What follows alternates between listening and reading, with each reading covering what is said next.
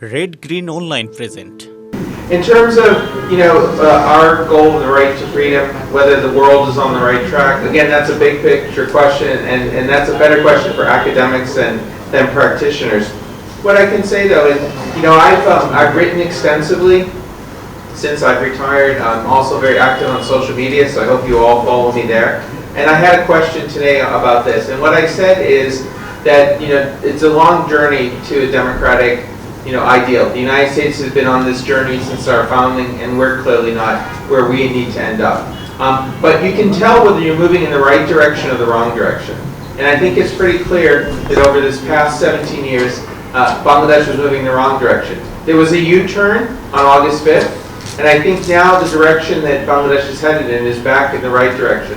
But there's a lot that will determine how far down the road Bangladesh goes, how quickly it goes, whether there are other detours, whether there's additional backtracking. So again, this is something to watch. The trends are important, the destination is important, and I think keeping expectations appropriate, I think, is also important. In terms of what's driving the bipartisanship in U.S. foreign policy, again, this is not a discussion about U.S. domestic political policy, or the U.S. Political system, but obviously there's an interrelationship between domestic politics and foreign policy. And much of the different direction on some issues, like for example U.S. assistance, has a lot to do with the U.S. domestic political debate. It's not really a debate about the effectiveness of assistance, although there is a debate that can be had on that. That's not what's driving current decisions. There's another issue which again we can talk about more, but Bangladesh is not the only country that's trying to advance its interests in the United States and using the various levers available to them through our political system.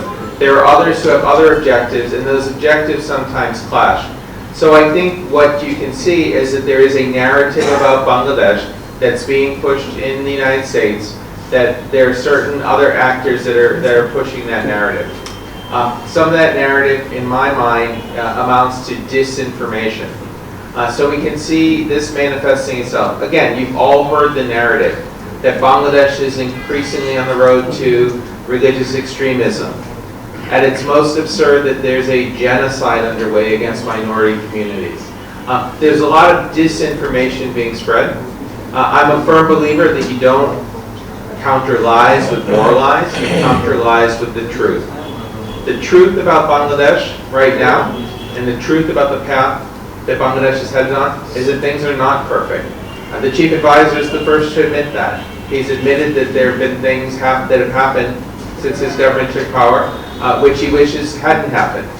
He's invited criticism, and I think that's laudable. He's also invited people like Bill and me to come visit and see for ourselves. We've had a number of international journalists come, we've had a number of academics, civil society actors, and that's a good thing. But what has happened in the United States, unfortunately, both in the media, online, and in some policy circles, is that there's a narrative being pushed about Bangladesh which doesn't conform to the reality that Bill and I have seen over the last several days, and nor was it expected, what we expected to see given our knowledge of the country.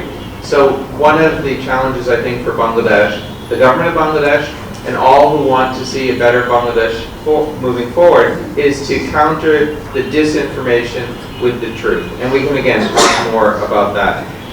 And then just the final two things I'll touch on. It's too early to say in the Trump administration how the various actors within the bureaucracy will work together. Historically, there have been plenty of times where the State Department and the Department of Defense have had different approaches. There have also been times when there's been incredibly close relationships between our departments. The role of the National Security Council has also varied over time. How the national security team works together is a critical factor. So any student of foreign policy will be watching this closely. We can make some guesses based on the individuals who have been nominated, many of whom come from very similar backgrounds. So this suggests that the Trump administration, building on the experience of their first administration, is assembling a team of like-minded individuals. From what we can tell, it's not a team of rivals as presidents have had in the past. So I think the chances are that this administration will be one in which there's a broad consensus, at least among kind of the working level, about the direction of policy. Many of these individuals have worked together in prior lives. That's a good thing and potentially a bad thing. It's a good thing if they head in the right direction. It's a potentially bad thing if they indulge in what we call groupthink, and everyone agrees on a policy or a strategy which ultimately proves not to be effective. So again, too early to tell, but definitely something to watch. And the final thing regarding the Indo-Pacific strategy is that Bangladesh obviously has a role to play. I wouldn't argue that it's a major role, so I wouldn't exaggerate it. Certainly there's a security, a hard power component to that. Bangladesh's military forces have a potential role to play, but I would argue that that's not Bangladesh's major role in the Indo-Pacific.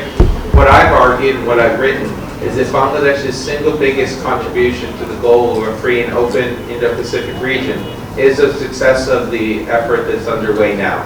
If the reform effort succeeds, if democracy is strengthened, if a prosperous, democratic, open Bangladesh that respects human rights and works for peace in its region, if that succeeds, then that presents a very powerful model to counter those who argue that the future is with the authoritarians. Again, this is, I think, something that Bill highlighted, that the success of this experiment that's currently underway in Bangladesh will have repercussions not just in this immediate region, not just in the Indo-Pacific, but potentially globally. এই বিশেষ প্রতিবেদনটি যদি আপনাদের ভালো লেগে থাকে অথবা উপকৃত হন তাহলে অবশ্যই এই চ্যানেলটি সাবস্ক্রাইব করুন এবং লাইক, কমেন্ট ও শেয়ার করে রেড গ্রিন অনলাইনের সাথেই থাকুন। Thanks to everyone, red green online.